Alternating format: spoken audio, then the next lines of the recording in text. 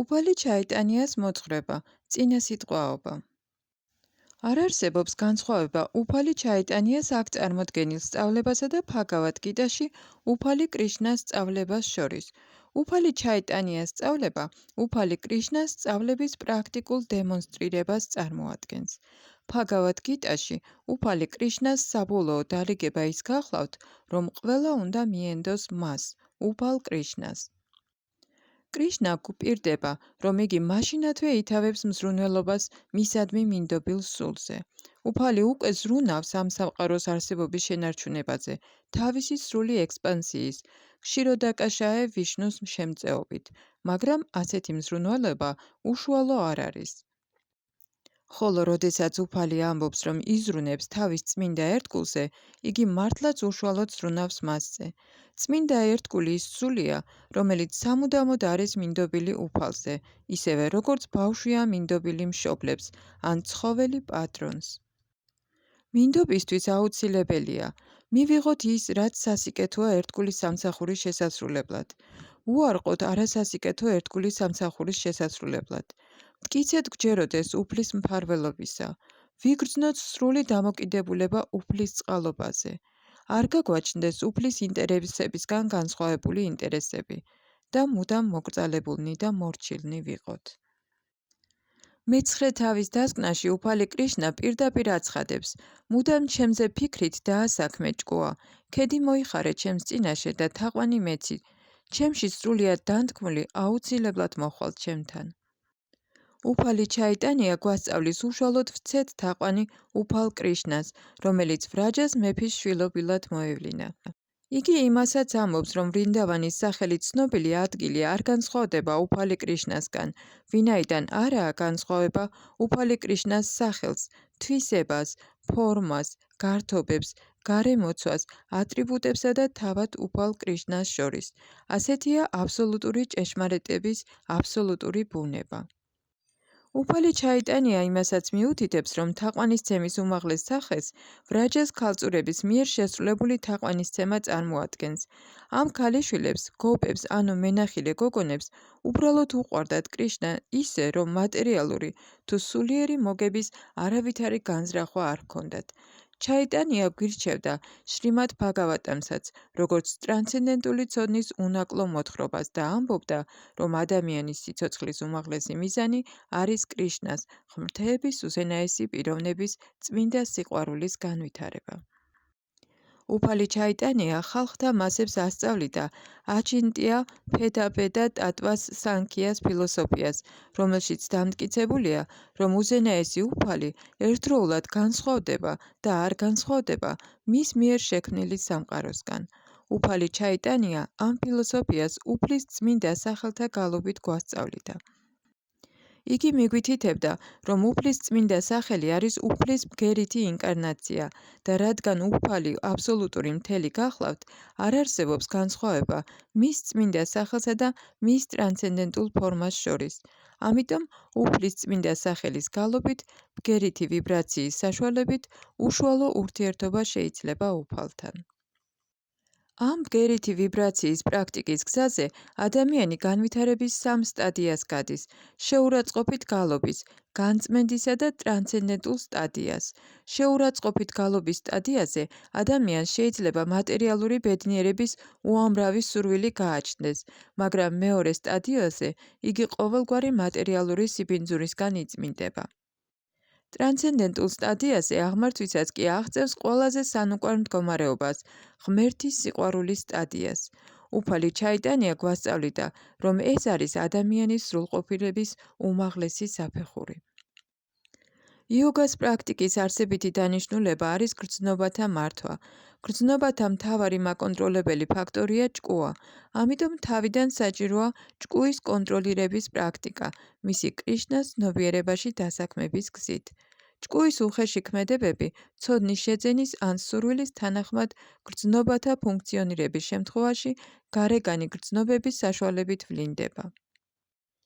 ჭკუის ნატიფ ქმედებებს წარმოადგენს აზროვნება, გრძნობა და ნება.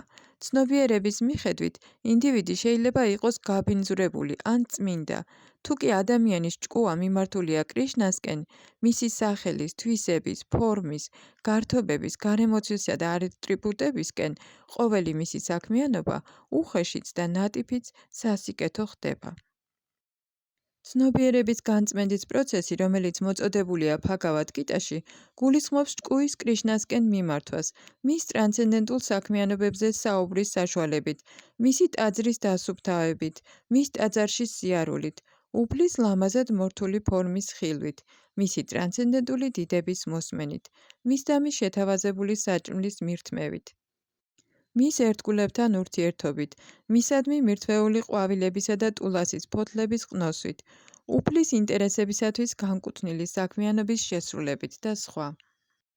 ჭკუისა და გრძნობების ქმედებათა შეჩერება გამორიცხულია, მაგრამ ცნობიერების შეცვლით ამ ქმედებათა განწმენდა შეიძლება. ამ ცვლილებაზე ლაპარაკია ბჰაგავად გიტაში, სადაც კრიშნა უყვება არჯუნას იოგას ცოდნის შესახებ, რომლის საშუალებითაც კარმიული შედეგების გარეშე შრომა არის შესაძლებელი. ო ბრთაშვილო, როდესაც ასეთი ცნობიერებით იმოქმედებ, შრომის ტყვეობიდან განთავისუფლდები. ზოგჯერ გარკვეულ გარემოებათა გამო, როგორიცაა ავადმყოფობა და ასე შემდეგ, ადამიანი ზღუდავს გრძნობათა დაკმაყოფილებას, მაგრამ ასეთი რამ არ არის დაწესებული. იმ ჭეშმარიტი პროცესის ცოდნის გარეშე, რომლის საშუალებითაც ჭკუისა და გრძნობების კონტროლირება შეიძლება, ნაკლებად გონიერი ხალხი ჭკუისა და გრძნობების ან ძალით შეჩერებას ცდილობს, ან ნებდება მათ და გრძნობათა დაკმაყოფილების ტალღებში იძირება. კრიშნას ცნობიერი გონიერი ადამიანი არ ცდილობს გრძნობათა მოქმედებების შეწყვეტას. პირიქით, იგი კრიშნას სამსახურში ასაქმებს გრძნობებს. ბავშვი არ შეწყვეტს თამაშს, თუ უსაქმოდ დავტოვებთ. ბავშვმა სულელური მოქმედებები მაშინ შეიძლება შეწყვიტოს, როცა უკეთეს საქმეს მივცემთ. იოგას 8 პრინციპის შესრულებით, გრძნობათა ქმედებების იძულებით შეკავება დაბალ დონეზე მყოფი ადამიანებისთვის არის მოწოდებული. კრიშნას ცნობიერების მაღალი საქმიანობით დაკავების შედეგად გამორჩეულ დონეზე მყოფი ხალხი ძალდაუტანებლად ანებებს თავს მატერიალური ყოფიერების დაბალ საქმიანობებს. ასე გვასწავლის უფალი ჩაიტანია კრიშნას ცნობიერების მეცნიერებას. ეს მეცნიერება აბსოლუტურია. მშრალი სპეკულაციური მოაზროვნეები მატერიალური მიჯაჭვულებისგან თავის შეკავებას ცდილობენ, მაგრამ როგორც წესი, ჭკუის კონტროლირება უაღრესად ძნელია და მას გრძნობათა ქმედებების დონემდე ჩამოჰყავს ეს ხალხი. კრიშნას ცნობიერებაში მყოფ პიროვნებას ასეთი საფრთხე არ ემუქრება. საჭიროა ჭკუისა და გრძნობების კრიშნას ცნობიერების საქმიანობით დაკავება. უფალი ჩაიტანიაც ამის პრაქტიკულად განხორციელებას გვასწავლიდა. სანიასის, ანუ განდეგილის წესის მიღებამდე, უფალ ჩაიტანიას ვიშვამბარა ერქვა. სახელი ვიშვამბარა ნიშნავს მას, ვინც მთელ სამყაროს ასულთქმულებს და ყოველ ცოცხალ არსებას მიუძღვება. ეს მასულთქმულებელი და წინამძღვარი უფალი შრი კრიშნა ჩაიტანიას სახით მოევლინა, რათა კაცობრიობისთვის ამაღლებული მოძღვრება მოეტანა. უფალი ჩაიტანია იდეალური მოძღვარია იმისა, თუ რაში მდგომარეობს სიცოცხლის უმთავრესი საჭიროება. იგია კრიშნას სიყვარულის ყველაზე გლულუხვი მომნიჭებელი. იგია მთელი წყალობისა და კეთილი ბედის საუნჯე. როგორც დამტკიცებულია შრიმად ბჰაგავატამში, ბჰაგავად გიტაში, მაჰაბჰარატასა და უპანიშადებში, იგია ღმრთების უზენაესი პიროვნება, თავად კრიშნა და უთანხმოების ამ ეპოქაში მას ყველამ თაყვანი უნდა სცეს. ყველას შეუძლია მის მოძრაობაში, სანკირტანაში შემოსვლა. არავითარი წინასწარი მომზადება არ არის საჭირო. მხოლოდ მისი სწავლების გაყოლითაც კი ყველას შეუძლია სრულყოფილი ადამიანი გახდეს. თუ კი კაცს იმდენად გაუღიმებს ბედი, რომ მისი თვისებები მიიზიდავს, იგი აუცილებლად წარმატებით დაასრულებს თავისი ცხოვრების მისიას. სხვა სიტყვებით რომ ვთქვათ, მათ, ვინც სულიერი ყოფიერების მიღწევით არიან დაინტერესებული, უფალი ჩაიტანიას წყალობით ადვილად შეუძლიათ მაიას, ანუ ილუზორული ენერგიის კლანჭებიდან განთავისუფლება. ამ წიგნში წარმოდგენილი ეს სწავლება არ განსხვავდება თავად უფლისგან. ომ ტატ სად. ჰარე კრიშნა.